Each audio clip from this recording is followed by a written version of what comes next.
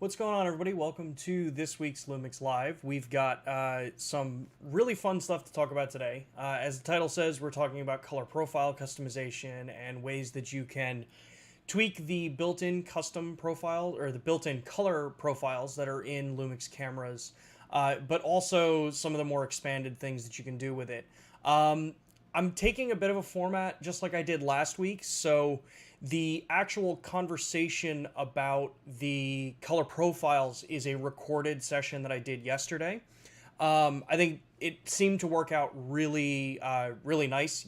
Last week it seemed to just keep things on track, and it provided some good, clear information. So we're gonna keep going on with that.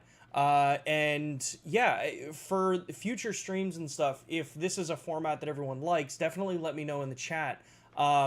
Because we're constantly changing and shifting, the content that we're providing everybody. And we want to evolve this so that it's, the most useful for all of you that tune in and those that are looking at this in the past, or looking at this in the future, as a playback. So, yeah. So a couple things I want to get out of the way to start with. I want to remind everybody about Lumix Pro Services. We have two tiers available. We have the Red and the Platinum tier. The Red tier is free here in the United States. When you purchase a Lumix camera, you get yourself registered on the page, either lumix-pro.us, or you can check out the QR code that's on screen now. Get yourself over there, at least get the Red tier program, get you in, and get like all the basic level protection and service and stuff that you would want to have. So you get 3-year extended warranty for any piece of equipment that you end up purchasing that qualifies. Then we have the Platinum tier. The Platinum tier is the higher level paid service. That gets you the 2-day repairs with next day shipping both ways, 20% off out of warranty repairs if you drop a piece of equipment and you need to get it fixed. You get a discount off that. You also get annual sensor cleanings and calibrations, firmware updates, things like that if you want to have the camera professionally, kind of spruced up for the beginning of a new season. And then we also do the exclusive member hotline. So if you're someone who prefers to speak to a person for any kind of service or question about a product, you have access to that when you're in the Platinum tier. So I highly encourage everybody here in the US to take a look at least the Lumix Pro Services Red. Like I said, it's free. It comes with all of the cameras that are purchased now. You just have to go on and get yourself registered. And then with the Platinum tier, you can always upgrade to it in the program if you want. But there's also usually some different promotions running on there, which makes it relatively easy to get into the Platinum program if you want. What else? If you don't do it already, you can either... I would love it if you subscribe to this channel. If you head over to Instagram and follow us over on Instagram, we're constantly creating a lot of cool new content and interacting on all of these different platforms. We also still interact over on the Facebook groups, and you can find me over there, Sean at Lumix. And new for those that like to have something that is just able to be on the phone and just kind of swiping through a bunch of different content that's created online. I'm trying to figure a good way to describe it. We have recently just launched our TikTok platform. So those of you that like to just browse through TikTok for either information or just humor and things like that, go take a look at Lumix USA over on TikTok as well. There's some funny, cool stuff that's over there. A little bit different than what we see on some of these platforms where maybe we're a lot more technical. That stuff's a little bit more fun. So I highly encourage you to check out Lumix on all of the different platforms. With regards to Lumix Pro Services, if you're not joining us from the US, we do have Lumix Pro Services Global as well. That link is down in the description. Same with the link to like the Instagram account and things like that. But yeah, outside of that, like I said, the whole point of today's stream is to talk about the color photo styles customization. So all the different controls that you have on the Lumix cameras to set up color profiles for your typical style of shooting. Now, I know that a lot of the viewers that tune into Lumix Live typically tend to be users that shoot in either like 709 or in like Vlog, where maybe not all of this is going to be super relevant to your particular style of shooting, but there's so much control that kind of gets overlooked, and especially now with the S5 and the GH6, there's a lot of really cool things that you can do in there that I can guarantee the vast majority of people don't realize that you have control over it. So let's go to past Sean and start going down the whole rabbit hole of camera color profile customization. I'll get it right eventually. So yeah, let's check in with past Sean. All right, so we're going to be going over how to actually get into the color profile customization on a couple different cameras today. I've selected 3 of our models that I think represent probably the widest range of what's available for the different color profile customizations that are within our cameras. So we're going to start with the GH6, which is going to be the most modern and probably the most full-featured system that's out there.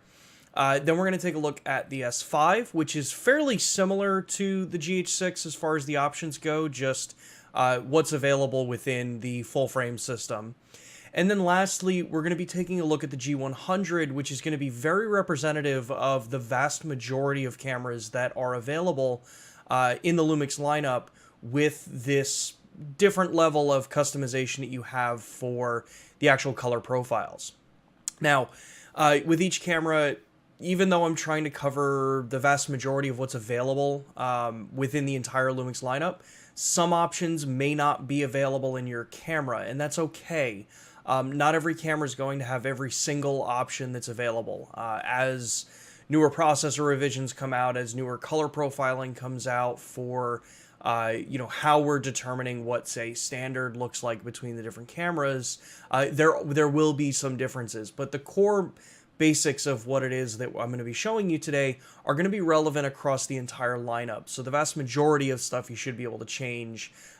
Small little details, which we're going to point out throughout this, are where you're going to see some differences between the setups. So with that, let's jump in and take a look at the GH6 to start with. All right, so here we are. We're looking at the GH6 first for this demonstration. And one of the first things that I think a lot of people kind of get into, especially if this is one of your first cameras and you may not really be that in-depth knowledge generated yet for the way different cameras operate, is that there's typically a couple ways that you can get into your different color profiles, or like we call them, picture styles.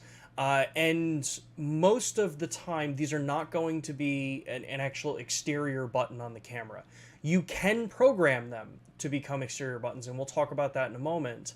But the 2 main ways to get into the camera is either through the quick menu or through the main system menu on the camera.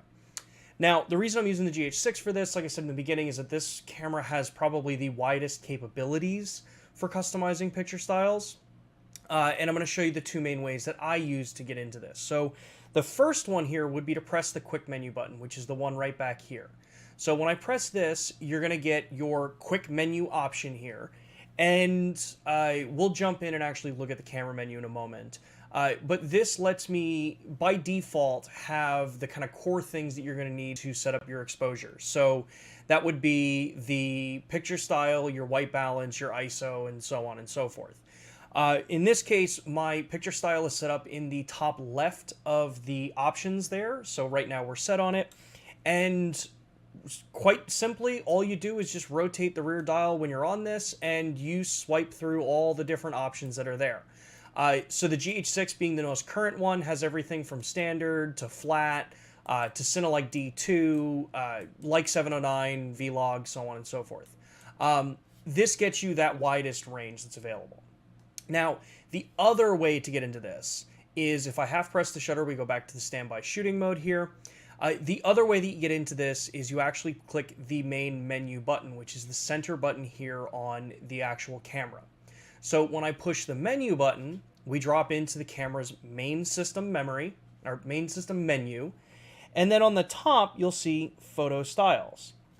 Now, this menu looks very different than the one that's in the quick menu. So think of it as quick menu being the one that is just to recall the changes that you've already done on the camera, the settings that you already know that you've got programmed in, or if you're using the default ones.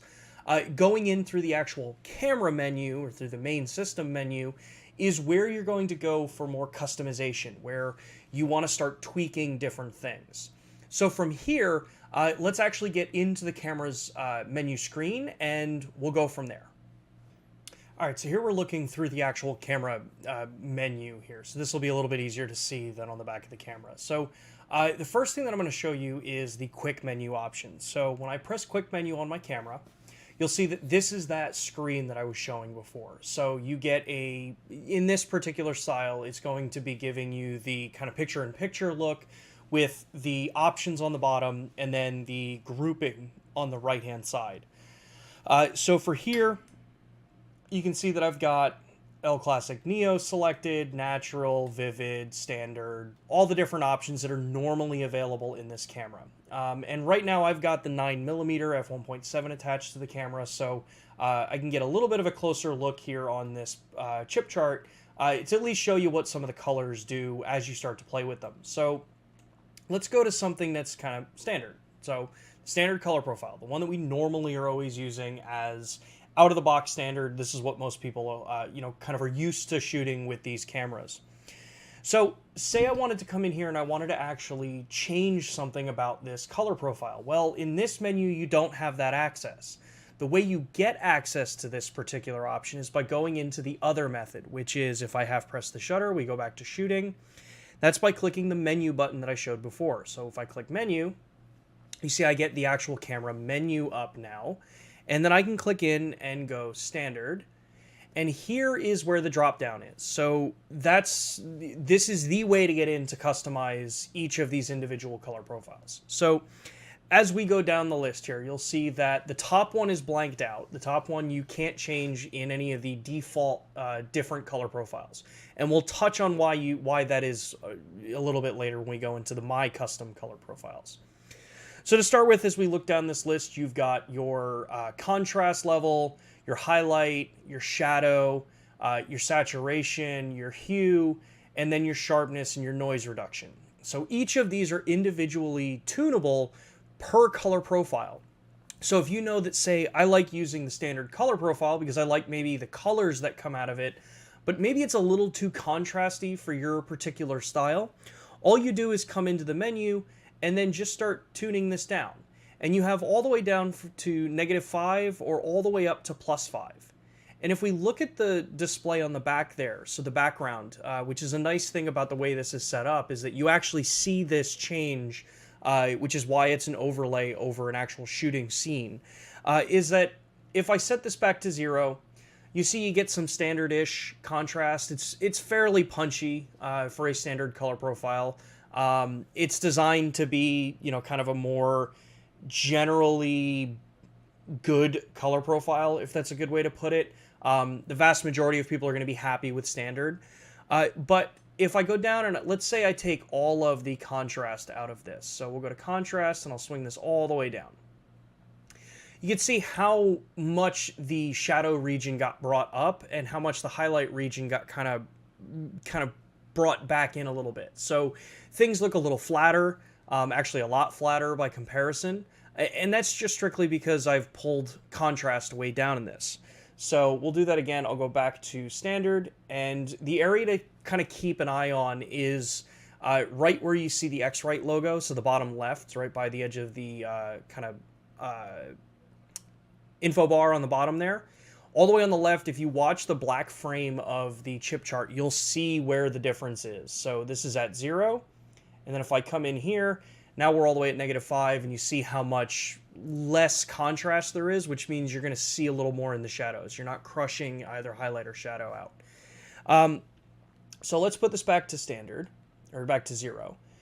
Then you have highlight. So highlight, this really just acts like an S-curve that we would use in post. So I have the ability to bring this up, which is going to really increase my highlights, or I can bring this all the way down, which is going to pull my highlights back. It's a little harder to see in this particular shot, but you can see it in that bottom left square that's right under the +5, -5 area. So if we go back to 0, it's very subtle. You can see how much brighter that gets. And then if I bring this down to -5, you'll see how much flatter it kind of gets. So if I put this back to 0, let's take a look at shadows. So shadows, similar-ish to contrast, but this is only going to affect the shadow portion of the curve. So this lets me come in and I can really boost my shadows. So if you look there, all the detail that I can see on the X-Rite the framing, the hinge design on this particular passport color checker. You get a lot of that kind of information back. Where if I go the other direction with this and I bring this all the way down and I crush them, you see how much more contrast is shown. Because I'm just taking the shadow portion or the foot of that curve and I'm really giving it a really strong S-curve at that point. So we'll go back to 0 for this. Then you have your saturation. So I can massively boost my saturation. I can make those reds, those blues, those greens be ultra vibrant if I want. And then I can also tone them down a lot and really make them look muted. So again, it's all just that more customization, and you get to see it as you're actually changing these things. Then we go down into hue, so I can shift the hue on the particular color profile. So +5, -5. You'll see a lot of this change in things like the red and the pink that's there. As I start shifting it, you see the colors kind of change. The green really starts to pop as you start to move these things. So if we go back to 0. And then sharpness and noise reduction. So sharpness, you're not really going to see too much of this in the actual preview of the image. This is really what you're going to see after you've taken the image. And then same if I go down to -5. Similar story with noise reduction as well. You'll see the effects of these two particular choices more when you've actually, kind of taken the photo. And the thing to note about all of these color profile changes is that color profile changing and the customization here is going to really only affect your JPEG images. These are things that you would do if you're trying to get a shot right out of camera and you're not really looking to have to go into post and do any editing. These settings, like I said, they only apply to the JPEGs. If you do shoot RAW, you would be putting this stuff into Lightroom or Capture One or whatever software you're doing, and it's similar to the same things that you're going to be doing in post anyway. The nice thing though is that at least with Lightroom you can pull in the base standard L Classic Neo, those color profiles on top of your RAW file, which will get them closer to the way they look out of the camera as a JPEG. But you'll still have to do some different tweaking for vibrance or contrast, saturation, stuff like that. Because the JPEGs will have all of that processed and built into the image as it comes out of the camera. So that's the basics of like the actual what you have available in the different color profiles. But now say you want to leave standard alone. Say you don't want to make any adjustments to this particular profile. You want to leave it as is because you may want to use it as it's defined by us for the way the image looks. Well, this is where you have a couple different options. So within our cameras, you'll see, at least with the way I have my camera set up right now, I have just all of the standard profiles that are included in this camera normally. Well, there are more color profile options available, and we get to those through the actual camera menu. And so to get to those, what you're going to do is go back in the menu. So you're going to go back out into the main setup, and then you're going to go to the wrench icon. So in the wrench icon, you'll see on the first page, image quality, and again, this is on the GH6, you'll see photo style settings. So when I come in here, you'll see that you can show and hide different color profiles. This is all just set up so that if you know that there are things that you want to use or certain profiles that you know you're never going to use, you can enable and disable them so they're not, kind of cluttering up your screen and just making it easier for your use case. So for this case, what I'm going to do is I'm going to go to show and hide profiles, and you'll see as I scroll down here, I have all the native ones, so the original, kind of base ones. But then I also have photo styles 1 through photo styles 10. So I can program in 10 of my own custom profiles here. So what we're going to do is I'm going to turn photo style 1 on, and then we're going to go back. And then one other thing that we're going to change here is the My Photo Style settings. So when I come in here, you'll see that I can add effects to my profiles. So when I click Add Effect, you'll see that I can add sensitivity and white balance so that they are tied to the color profile that I'm choosing. So it's not necessarily tuned by the entire overall system's choice for white balance and ISO sensitivity. This is now tuned based on just this color profile. So now that both of those are on, we'll go back. And then let's go back into the photo styles. And then now what you'll see is when I press left, I have my photo style 1 available. Now, I mentioned before that there is the option there, the first option that's disabled. If we look at standard, that first box in the dropdown is disabled. Well, under my photo style, it's enabled now. And the reason for this is what you want the color profile to be based off of. So I can come in and have it based off Vlog, off Like 709, Cinelike V2, D2, whichever one that you want. So we're going to use standard as the base to start with again here. So say I come in here and I want a little bit more of a contrasty image. I want to have my highlights raised up a bit. I want to bring my shadows down a little bit. Let's add a little more saturation. Let's add a little bit of sharpness, and let's bring noise reduction way down. So that's now a custom, my photo style 1, that is now my custom setup, the look that I want. But further than that, I can come in here and say, if I go back into here, I can say that for this one, I always want to know that I want my ISO to be set to, say, 800 when I use this profile. But then I also know that I want my white balance to always be, in this case, say, well, we're inside, so I won't really do tungsten. Let's say daylight, just because that's what my lights are typically set up for. So now, if I click display, you'll see I can save this current setting to my photo style 1. I want to overwrite that, but I also have the option here to click display, and I can edit the title of this. So say this particular profile setting is the one that I always want to use for, say, astro or night shooting. I can come in here and say astro,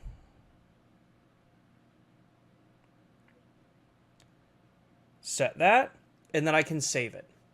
And now what it means is that anytime I choose this particular option, so if I come out and we look at the actual setup here, you'll see that right now it's set for, the white balance is in the top left, it's set for daylight. My ISO is set to 800, and that color profile is the one that I'm using, and you'll see it in the top next to the white balance. This is my 1. Now, if I go in and I take a look at that photo style again, you'll see that I labeled that one Astro, and that is now specifically my shot setup for this. So if I come in here and let's go in and let's change this back to standard, and let's change my ISO to, say, 2000, just something different. And then let's change my white balance to flash. So right now you'll see standard, I'm at aperture 5.6, I've got my ISO 2000, I've got my flash white balance for whatever reason, but I'm in the standard color profile.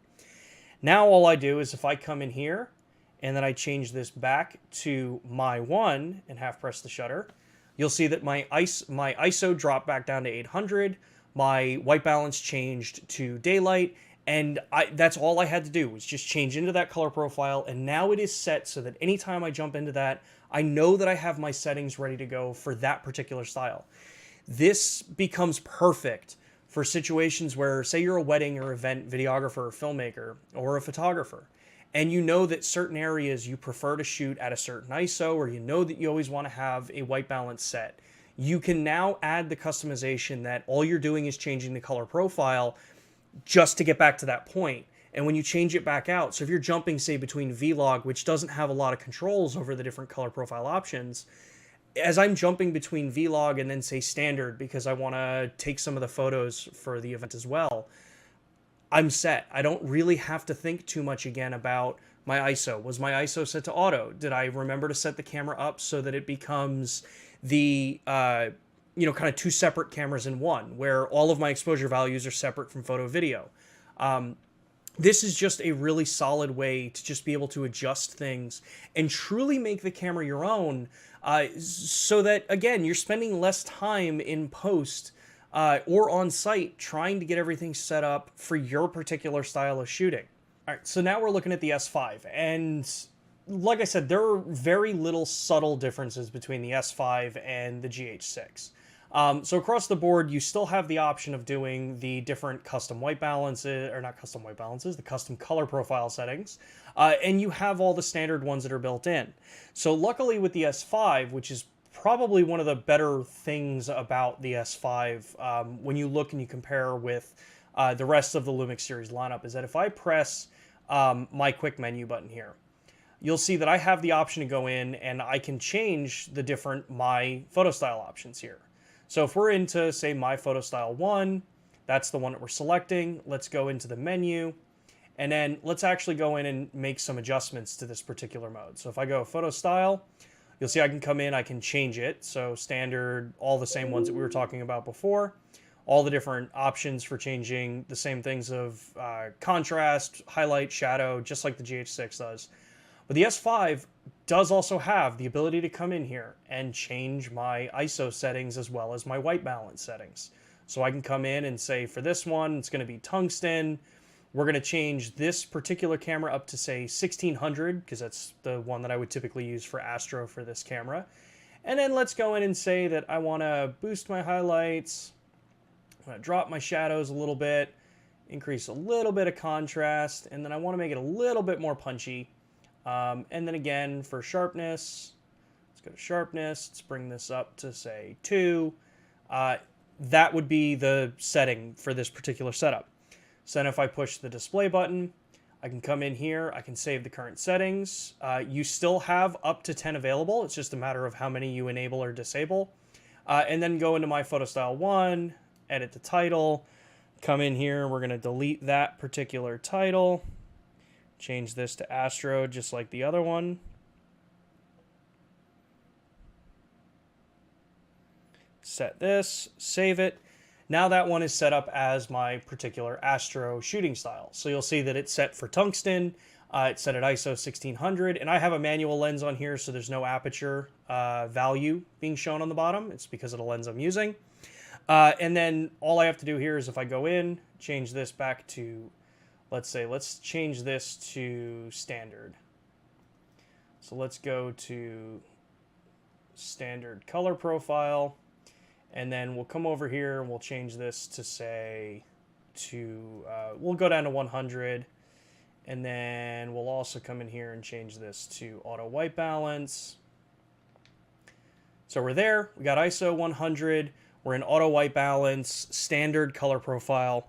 When I come in then, click the Q menu, come over here, and I change this to my 1, you'll see that everything changed back. It's ISO 1600 again, and then now it's on that option for white balance to be tungsten. Now, the last one that we're going to show is I'm going to look at the G100, and we're going to take a look at how that camera's particular thing is set up for customizing the different color profiles. All right, so last but not least here, I've got my G100 attached, and like we said, this camera is going to be actually the widest kind of comparator to the rest of the series. I did misspeak before a little bit that the S5 is going to be closer. In reality, the G100 is going to be the widest reach for commonality between all the different all the different all the different options that are available for color profile customization. So one of the first things you'll do is if we click on the menu here, you'll see that for one, when I go up to my picture styles or photo styles, you'll see that I have the different options here. So I've got standard, vivid, natural, monochrome. You have less options here than you do in the higher end cameras. But then you go into your custom and you get one custom color profile in this particular camera. Which will be the same for a lot of the point and shoots and so on. So in that standard, that custom setup, you'll see that right now it's set up as standard. I have my contrast control, sharpness, noise reduction, and then I have my saturation. Those are the options that you have for customizing this particular color profile. A little more limited than the higher end cameras, but that's also one of the trade-offs of when you are going with a much higher end camera.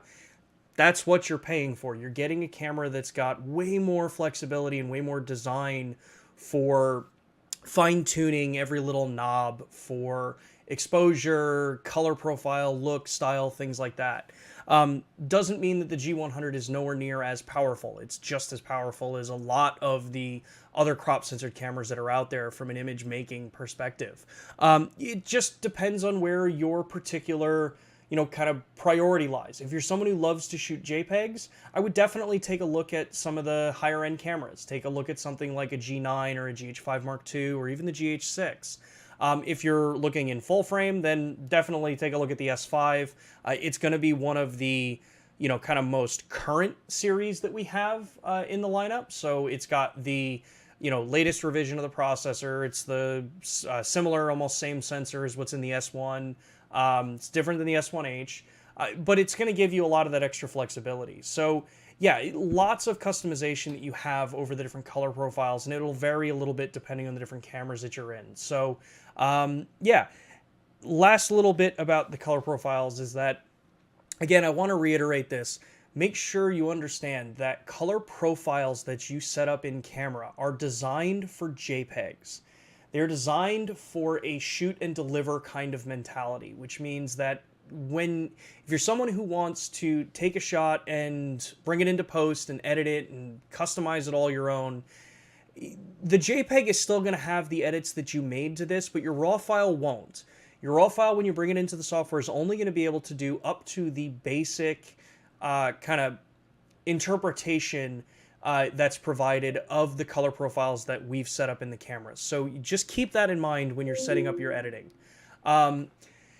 For the JPEGs, like I said, if you shoot RAW plus JPEG, you have something that you can, kind of bench against as far as how you'd want your image to look. But logic being that most of the time you're going to be shooting RAW because you want more flexibility than what the in-camera color profiles can give you. And the in-camera color profiles can do an amazing job at getting an image that is ready to deliver and ready to go out.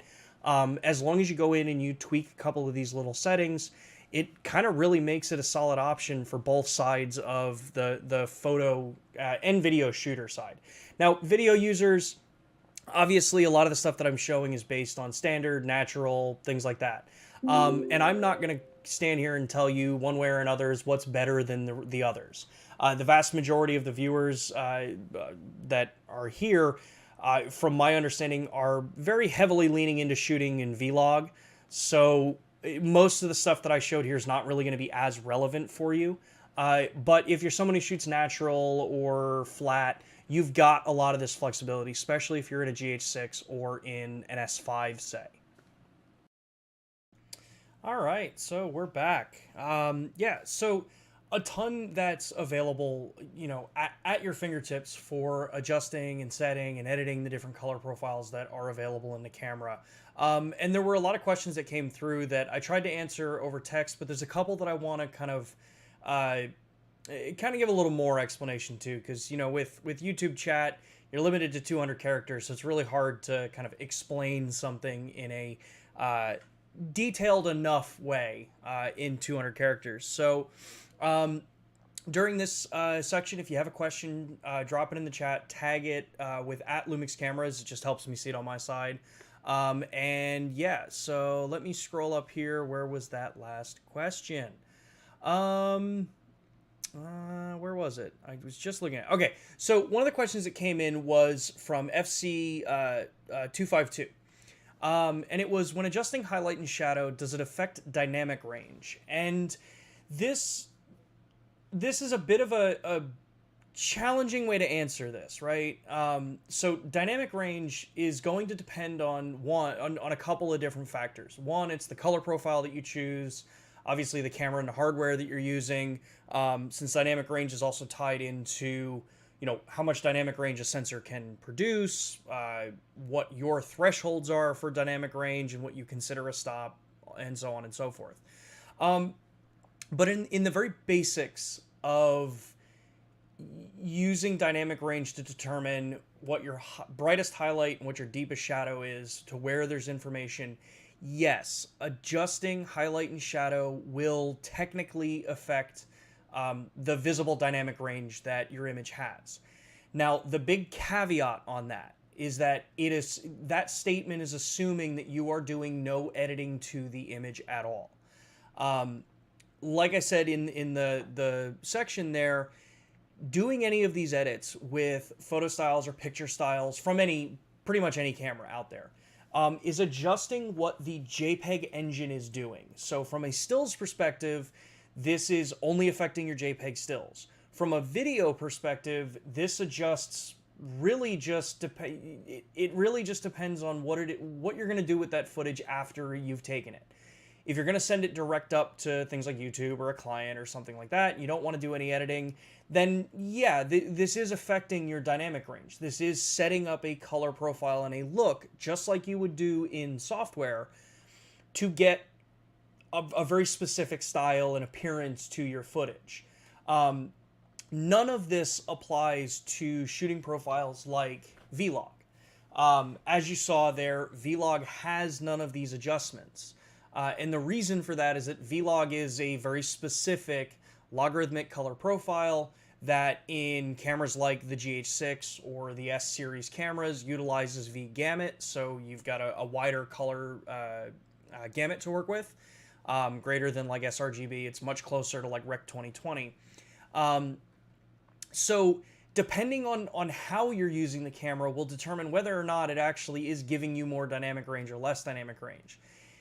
In relation to the maximum dynamic range that's available on a camera, this just lets you play within a certain range. Now, when you're not in a the hybrid log gamma or Vlog, you're working in a Rec 709 color space anyway, so you're limited to the dynamic range that Rec 709 has available, or the number of stops that can be represented. And then it also goes into whether or not you're shooting in, for standard dynamic range or high dynamic range type content. But at the base, from a stills perspective, yes, but only in JPEG. If you're shooting in RAW, you're going to have way more dynamic range available to you anyway, and you're going to have to do all these edits in software because none of the settings that we just talked about translate into the raw still imagery. And it would be the same for raw video if it was able to be shot in a color profile. One, it'd be less raw because you're applying processing to the footage. So that's kind of where it's a weird fine line as to how to describe and state unequivocally one way or another whether or not it adds dynamic range. For still shooting, the big takeaway with stuff like this is just that if you're someone who wants to be able to shoot and turn stills or photograph and turn stills quickly or video, doing the work on this side and setting the footage up, setting your look up as, the way you want it can save yourself a ton of time in post. But you do have to know that there are trade-offs. Things like more aggressive noise reduction typically when you're working in a JPEG or a direct delivery, kind of color profile.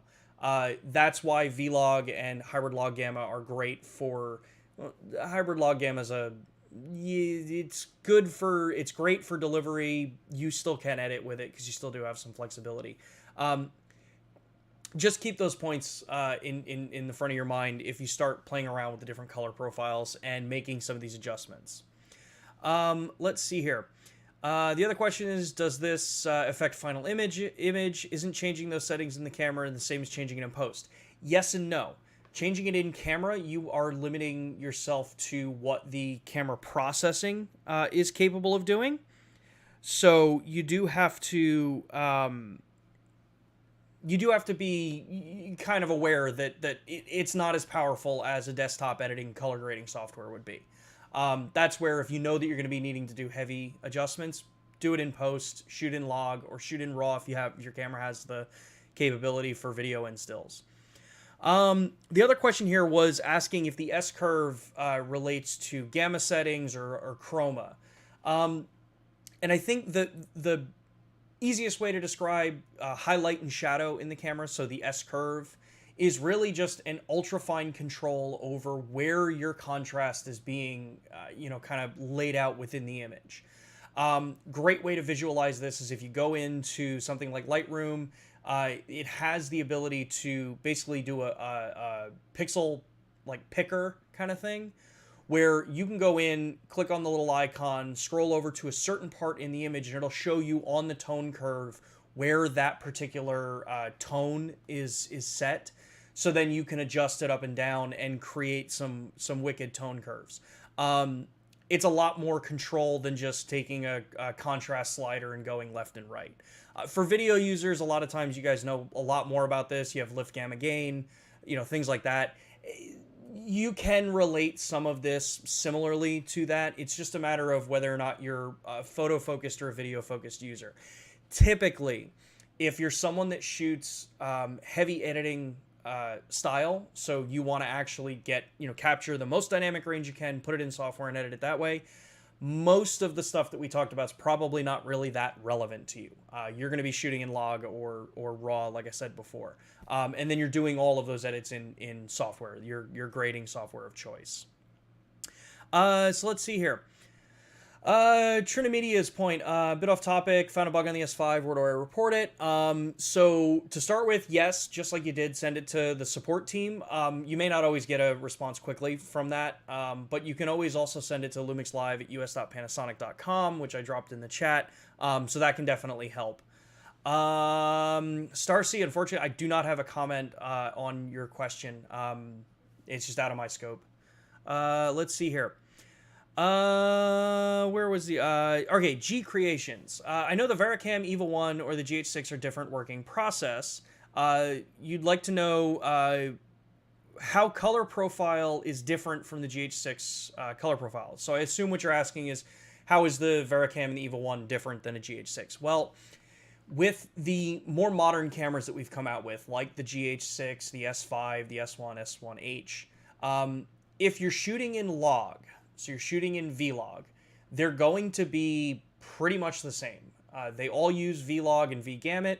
The only differences that you're really going to see is in the dynamic range that each sensor is capable of capturing. And that just comes down to the hardware differences. Vericam being a Super 35, EVA being, wow, I'm spacing on the sensor size in the EVA.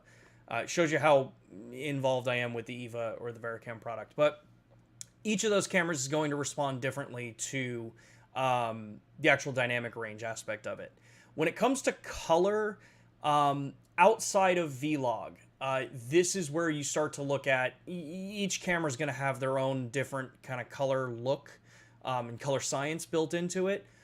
Modern cameras like the entire S series line and the GH6 are now using our newer color profiling and our new color science that we're using.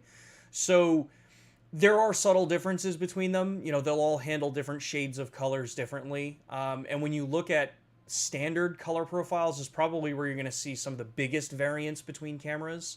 And that's usually because a standard color profile is designed, I'd say, much more for mass market. And what I mean by that is that it's designed to be, maybe standard colors to what we're designing as a standard color. But for a lot of people, especially those of us that try to be a lot more, say, clinical with the colors that we work with, in some cases you may notice that, like, all right, it has a little bit more of, this tint as a shift, or these colors may be a little, more saturated than you would personally like. But that's the beauty of why we offer all of those different controls for the different color profiles. But then that's also why we introduce things like flat or natural color profiles. For the longest time with the GH4, GH5, and so on, natural has been one of the go-to profiles for like a turn and burn style shoot, where you're not really going to want to edit. You want to have something that's close to broadcast levels and just deliver it out.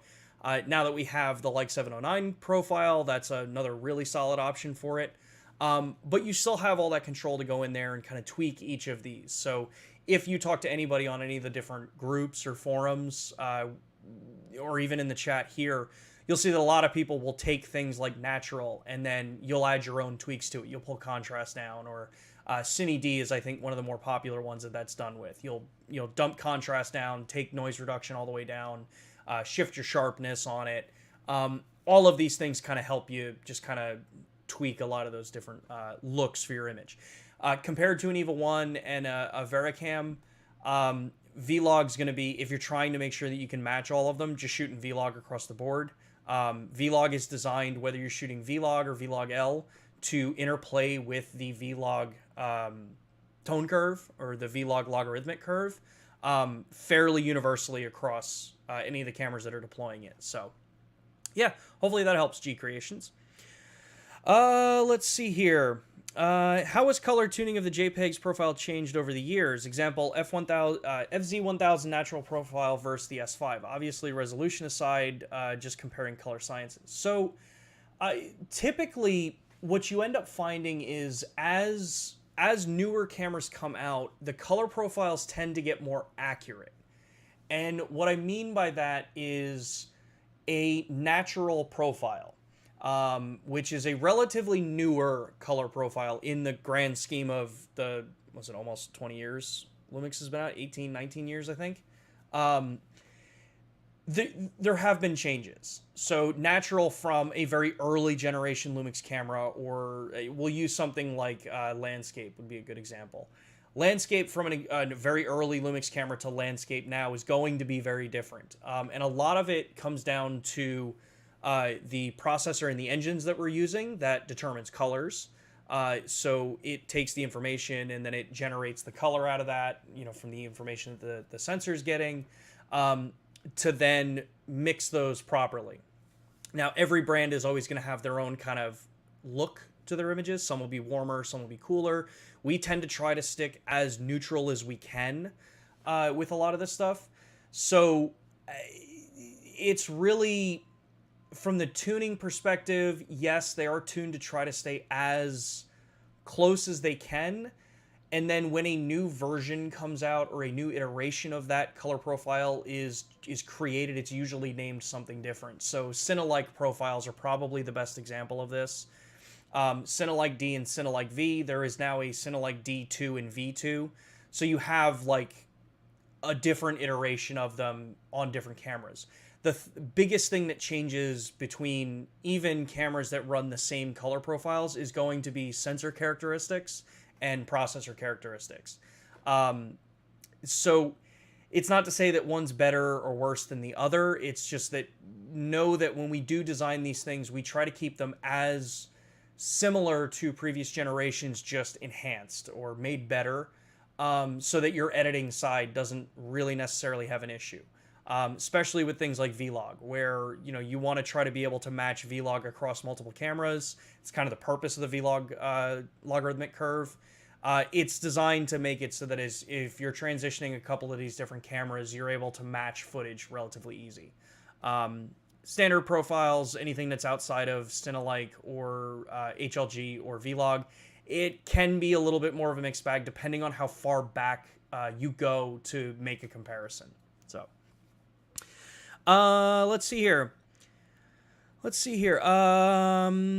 Bacchus, GH5 2 gets no love, but I own and love it. It's an even more well-rounded GH5 with all the new color profiles, linear focusing, 4K 60, and so on and so forth. The GH5 is still one of my, honestly, one of my more favorite cameras to shoot with. I get spoiled because I can pretty much use any of our cameras. Not trying to make a flex there. It's just that when you work with the cameras daily across the board, you start to kind of like, for this week, this one's my favorite. Next week, another one will be my favorite. But the S5 Mark II is definitely, there's the reason that camera came out compared to the original GH5. It's just that the whole system, the original GH5 is still out there. It's still in the lineup. The GH5 Mark II is going to be able to get a lot of those extra newer features that come in because of the newer revisions. And yeah, I'm super stoked that you love your camera. It's a super fun camera, especially when you start playing around with the connectivity side of it. The USB to Ethernet and then the wireless streaming. It's a lot of fun to shoot with. Let's see here. FC says, I shoot RAW plus JPEG and use camera profiles in post when editing RAW and modifying adjustments from there. Yes.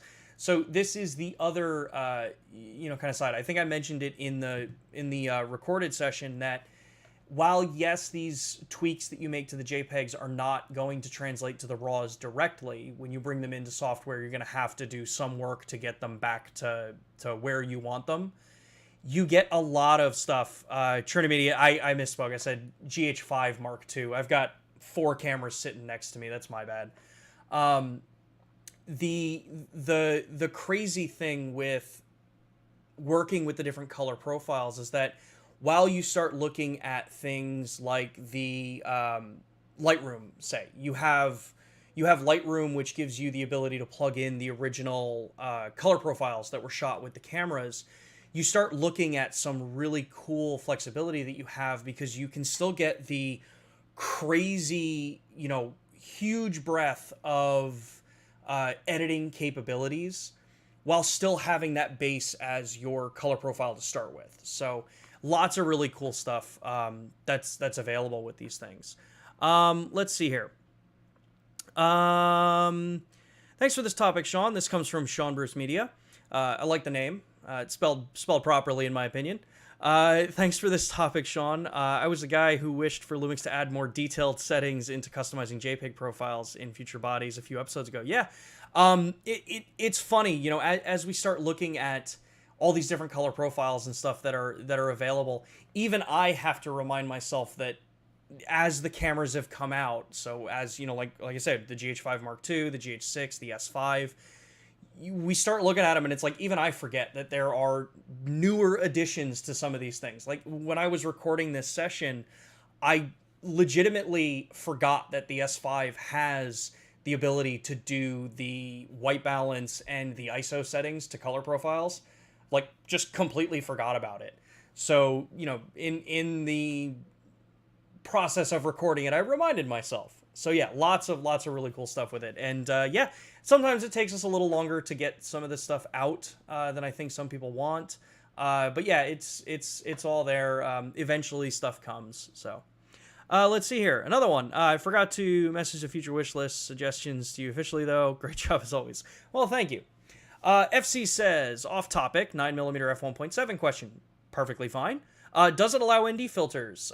Does it support linear angle manual focus? Yes, it does. That's one of the nicest things about the 9mm. So I've got the 9mm set up here. It is a, what is the, it's a 55mm filter thread. So if you have a 55mm adapter, like what I use, I typically buy 77mm filters and then I use step down rings. 77 to 55 is a bit of a stretch. I probably should get a smaller filter to get closer to that.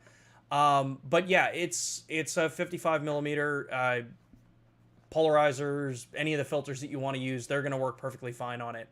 The other cool thing is that you also have, like you said, that linear control. So on cameras like the GH5 Mark II, the GH6, which support linear manual focus, you have the full suite of control for adjusting and tweaking and setting the degree that you want to have it actually go at. So yeah, it's all there. Let's see here. First question. I have a GH5 Mark II. This is from M. GH5 Mark II. I need the best color profile without editing. As Trinity Media pointed out, and some others, natural is a great way to start. Natural can be a really just kind of good profile. It's solid. It's relatively flexible if you have to make some minor adjustments. Just know that you're not going to have a huge amount of adjustment when you're shooting in something like natural or flat, things like that. Flat is a borderline where, yeah, you can do some more work to it, but you have to remember that it's still a Rec 709 color profile. If you really need heavy work, that's where you go to Vlog, things like that. The secondary one that I recommend to a lot of users, and this fully just depends on where your content is going to live. If you're shooting for things like YouTube, like we do here, I highly suggest the like 709 color profile with maybe some minor tweaks to that tone curve. But you also have things like knee adjust, stuff like that, because that is a 709 color profile. It's designed to work within the scope of 709, which is what things like YouTube are going to look for, unless you know you're editing and grading for HDR. So yeah, natural or 709 are probably my 1 and 2 go-to for general shooting. Personally, I shoot about 90% of everything I do in like 709. Very rarely do I change it out into Vlog, or honestly, even for my workflow, I don't even really shoot raw. It's more for things that I just want to play with. Let's see here. I set my photo style to natural. Something I watched or read one time suggested this. Pro or cons over standard. So for this, which is a bit of a kind of expansion on what we were just saying for M, was that standard is going to have a very heavy baked in contrast. So you saw in the beginning of the clips that I was showing that standard is going to want to try to crush your shadows a little bit harder and clip your highlights a little bit sooner. Natural eases that kind of native contrast profile, so you're gonna get a little bit flatter looking of a file that gives you a little bit more flexibility, that if you bring it into some level of software and you want to punch the contrast a little bit more, you've got it. The reason that's important is that if you're shooting and you know that you're going to be doing some editing, you have to be very careful with the original file that you bring in. If you shoot it in, say, standard, and then you want to bring it into software and you realize that those shadows are too clipped, well, you're kind of stuck with that. That is how the footage looks. Natural, it's a little bit flatter. It's not what's considered a flat profile because you still have some good contrast and color contrast in that image and vibrance.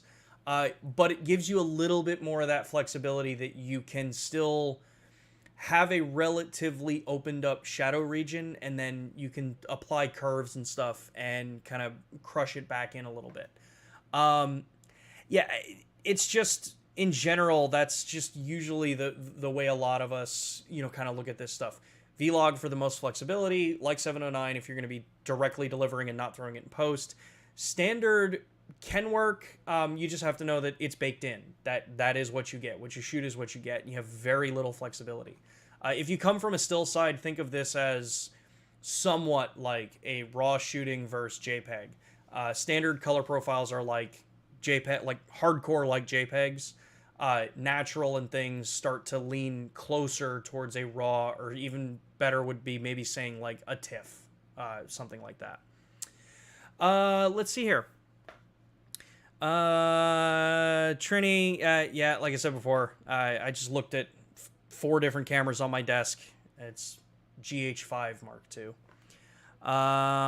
Let's see here. Super Zero, I have a hard time trusting a YouTuber that seems solidly in the pocket. Yeah. I won't really comment too much on that stuff. I advise everybody to make up your own minds when it comes to looking at reviews and stuff online. Let's see here. And what should I use for more cinematic view on a GH6? This is a very complicated answer.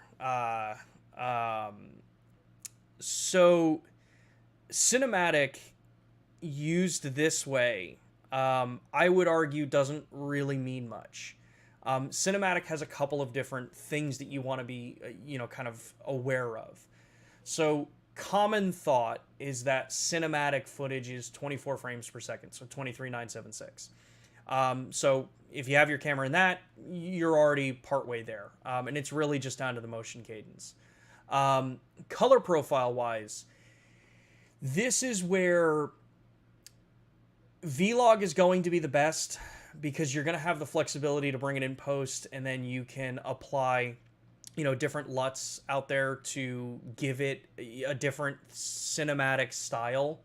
And the reason I air quote that is that, like the Matrix look and color tones, things like that, that is cinematic style. But then at the same time, so is, when you look at, I think something that's like the exact opposite of it, like a Wes Anderson piece, way heavier on like orange and things like that. All of that's going to depend. It really just depends on the look you're going. The common thought really would be that cinematic, to get a cinematic view on the GH6 would be to shoot either a natural or a Vlog, preferably Vlog, knowing that you're going to want to go in and actually apply different LUTs to it, and then shoot at things like 24 frames per second. If you're on a GH6, one of the neat tricks with the GH6 is that you can actually shoot 48 frames per second, and then export out 24. You're going to have audio match and all that kind of stuff, but you have access to basically immediate ability to get a 50% slowdown in a piece of footage if you wanted. So that's one of the nice tricks with the GH6. So yeah, you want to play around with those. And then, yeah, like I said, Vlog's probably the best way to go. It's a lot more work, but it's going to give you a much better result in the end. Let's see here. Is a color profile applied to the stream we are watching right now? Is it like 709? Yeah. So with the Lumix Live stuff, I have my BS1H set up in like 709. I have a little bit of a lighting issue going on still. One of my lights doesn't really want to work 100%, so it's a little bit darker in the foreground than I'd want. And I'm sitting on a black chair with a black t-shirt, so it just all blends in with the YouTube compression. But yeah, as far as color profiles go, it's the like 709 without any other tweaks. And let's see here. Andy says, and this will be the last question I take today. Andy says, is the CF Express promotion still available for the GH6? I got my registered, but I don't know if it's still available. So in the United States, let's see here. Let me go to the promotional page. In the United States, right now, the CF Express card promotion is active and extended until June 18th. So if you go to, let me just see here. So the easiest way to do this is, and this is only for the US users, this particular site. I'll drop it in the chat here. Card. Make sure I got you the correct website. Yes, there it is. All right. So if you take a look at the site that I just dropped down there, I just realized I forgot to put the www dot.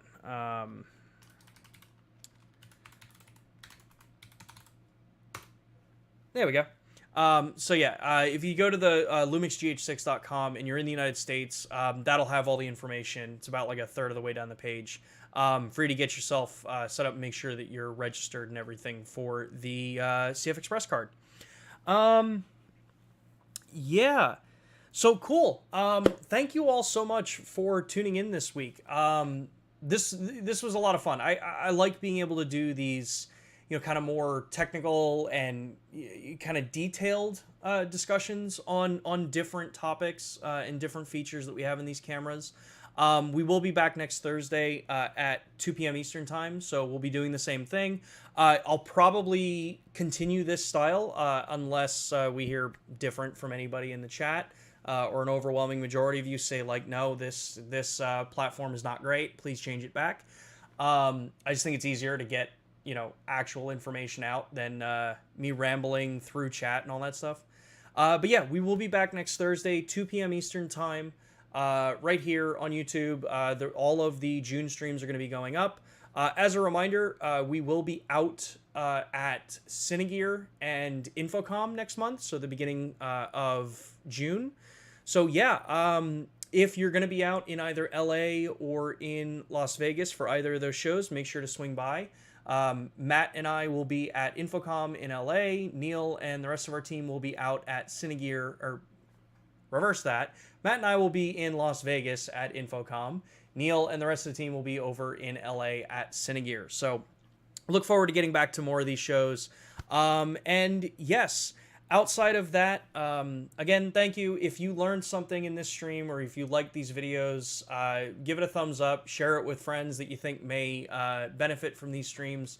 And if you don't already, I'd love it if you subscribe to the channel and check us out over on Facebook, Instagram, and all those platforms. You can always find me out in the wild under Sean at Lumix. I'm over on Reddit, Facebook, and over on Instagram. But yeah, outside of that, everybody, thank you again so much. I hope you all have a great rest of your day. And yeah, we'll see you next week. Later.